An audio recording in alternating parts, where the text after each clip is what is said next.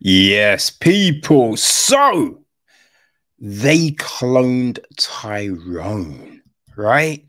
It's been all the talk lately. And, it's always a little anxious when that happens because it's just like, is it going to live up to everything that's getting said? You know what I mean? Is it going to be as good? Well, people, I can tell you that Juel Taylor, in his directorial debut, homie did good, yo. Homie did good. He also co-wrote the film with Tony Rettenmaier. Yeah, they both produced the film along with Tony Rettenmaier.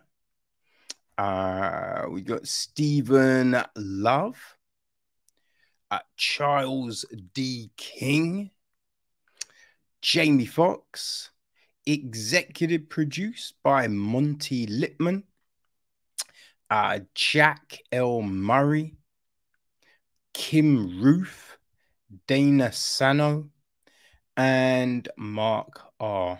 Wright. It is co-executive produced by James Lopez and Poppy Hanks, associate produced by Monette Dubin, Annie Marie Griggs, right? And it is line produced by George Parra and Amy S. Kim. Okay, so Pierre Charles and Desmond Murray handled the music. Ken Seng, cinematography. Ciara Hayder, she edits the piece. Kim Coleman handled the casting. Franco Giacomo Carbone, production design. Art decoration is Nathan Crockmore and Jesse Rosenthal. Set decoration, we have got R. Travis Beck, Sarah Carter, and Sophie Neudorfer. Right. Costume design is Francine Jamison Tanuk.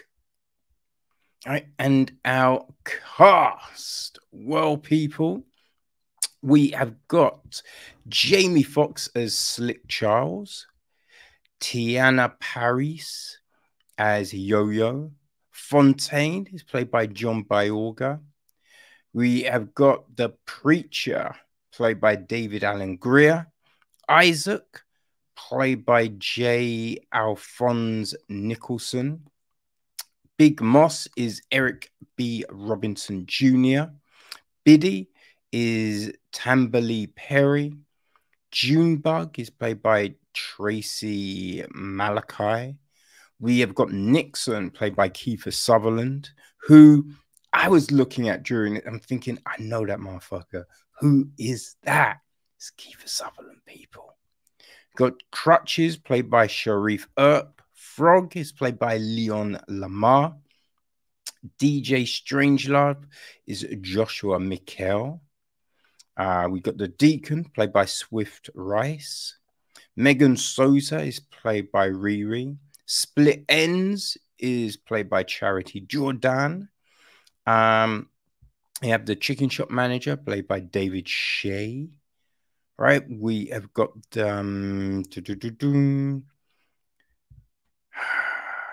Dreads is played by Kia Shine. Lou Young is played by Swole. Well, Liu Young plays Swole, motherfucker. The Homie, Juel Taylor, makes an appearance. That's probably the main group, right? And this is the gist, right? A pulpy sci-fi mystery caper in which an unlikely trio investigates a series of eerie events, alerting them to a nefarious conspiracy lurking directly beneath their hood. Fontaine, a neighborhood drug dealer, is shot dead by a rival, Isaac, and then is shocked to wake up in his bed the next morning unharmed. he and Slick Charles and Yo-Yo begin looking into the incident, and their search eventually leads them to a vast underground complex where a government-backed lab is performing experiments on local Black population. Right now, some of that's not true. Right, when Fontaine is shocked, he doesn't wake up and then go, "Hold on, this just happened." No, it's brought to light to him by Slick Charles and Yo-Yo. So it's interesting, man. Like, it's got the feel of like something like Superfly, right? Those blaxploitation films from back in the day, just the way it's lit, you know, the color gradients, all of that give you that vibe. You know, it's set in modern times, but it's just got this real nice kind of feel to it. The music that is used is just, yo, if you know music, people, you're gonna be smiling and you'll be like, yo, I love that track. Oh shit, I forgot about, I haven't played that track in years, yo. You know what I mean? That's the soundtrack. It's pretty damn good. I enjoyed the fuck out of it. But yeah, we have this thing going on. Now, I will say, right, I didn't really give a fuck about Fontaine. You know, I didn't really feel we knew enough to care.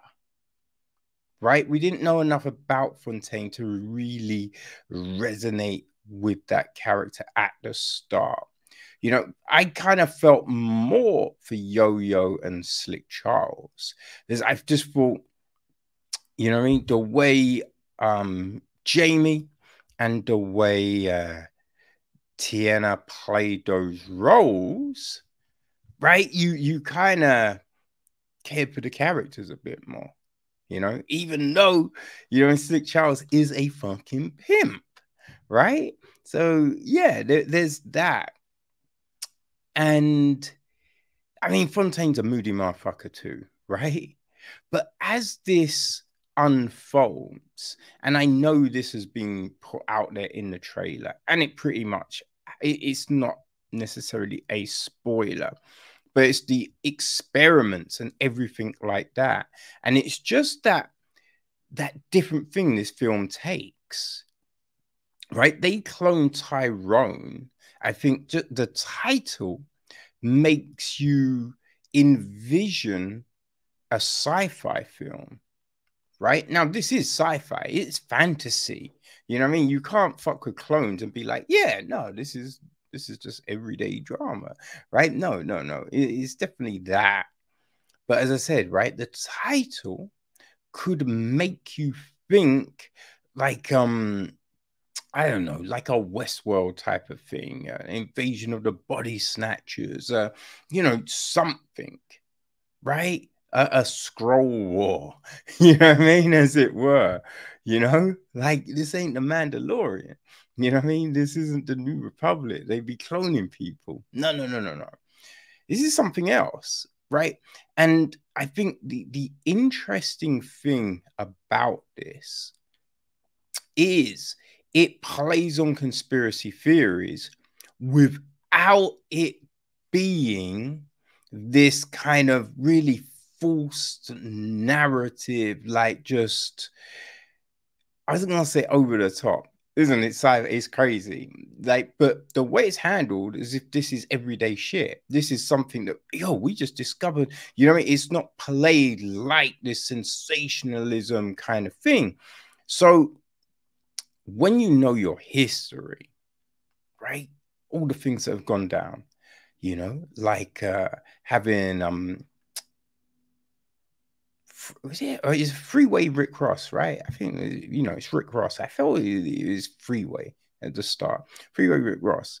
You know, the CIA used him to pump crack into the black neighborhoods, right? It's why there's liquor stores all over the place. You know, all of these things the government did to disrupt, right? To disrupt and control. This is all fact. You know what I mean? Don't look at me and be like, yo, you're making that shit up. What are you doing? No, this is all fact, people. If you don't know, do some fucking research, people. You know what I mean? I can't hold your hands through everything. But yeah, we know these things happened. We know there's so many cases of, you know, experimentation, you know, drugs and things like the Tuskegee Airman experiment is like one of the biggest known. It's not the only one, right? It's not the only one. So we know these things happen. So when we have all of this stuff play out in this film, it feels real, right? And that's just the way it's happened. I mean, the only thing that you go, is like the bases and stuff like that, and the hiding up of the bases. Because, you know, there's one occasion you'll be like, I don't know if that could happen that quickly. I mean, I feel it could happen. I don't know if it could happen that quickly, you know? But yeah, it's a really interesting film. I feel it's handled really well. The only thing really was towards the end, right? There's a bit, and I'm just like, no, right? I was just thinking people would have clocked on a whole lot sooner. You can't be in a certain place unannounced and no one noticed, especially when you consider the setup and everything these motherfuckers got, right? It's just like, yo, come on now. They would have been blown so much. Well, they just would have been blown, right? And then, yeah, just some of the things that go down in that bit, right? So that's a little crazy. And then the galvanization at the end, a little, you know, you have to think, I don't know. Now, not to say it couldn't happen, right? But you need that big thing.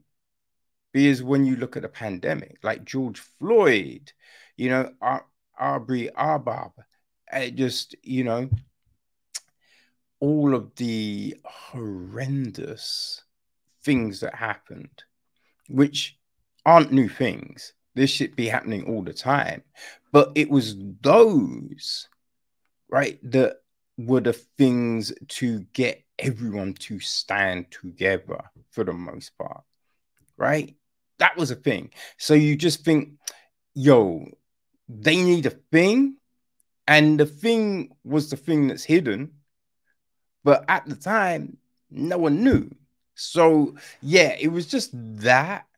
It was those little things. Those were the only real things that I was a bit like, Other than that, this film, yeah, I thought it was put together really well. I enjoyed the fuck out of it, you know, just because, hey, it's, as I said, it's sci-fi, it's fantasy, right? It's not real, but it still makes you think, right?